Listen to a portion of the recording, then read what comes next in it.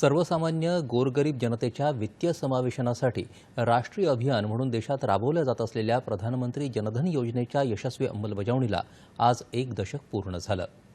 जनधन योजनेच्या दशकपूर्तीनिमित्त पंतप्रधान नरेंद्र मोदी यांनी लाभार्थ्यांचं आणि ही योजना यशस्वी करण्यासाठी काम करणाऱ्या प्रत्येकाचं अभिनंदन केलं आहे।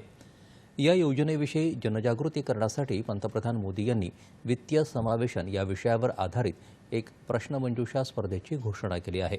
नमो ॲपवर इच्छुकांना या स्पर्धेत सहभागी होता येईल। जनधन योजना आर्थिक समावेशनाला चालना देण्यासाठी आणि कोट्यवधी लोकांना विशेषतः महिला, तरुण आणि उपेक्षित समुदायांना सन्मान देण्यासाठी अत्यंत महत्त्वाची आहे, असं पंतप्रधानांनी म्हटलं आहे। ही योजना गरिबांना मुख्य प्रवाहाशी जोडणारी असून उपेक्षित समुदायांच्या विकासात महत्त्वपूर्ण भूमिका बजावणारी आहे, असं केंद्रीय वित्तमंत्री निर्मला सीतारमण यांनी म्हटलं आहे। जनधन खातं, मोबाईल आणि आधार या त्रिसूत्रीच्या माध्यमातून योजनांच्या निधीचं जलद, अडथळाविरहित आणि पारदर्शक हस्तांतरण होत आहे, याकडे सीतारमण यांनी लक्ष वेधलं। ही योजना सुरू झाल्यापासून 53 कोटींहून अधिक जनधन खाती सुरू करण्यात आली असून त्यात 2,31,236 कोटी रुपये जमा झाले आहेत। विशेष म्हणजे 55% जनधन खाती ही महिलाधारक असून सुमारे 66% जनधन खाती ग्रामीण आणि निमशहरी भागातली आहेत।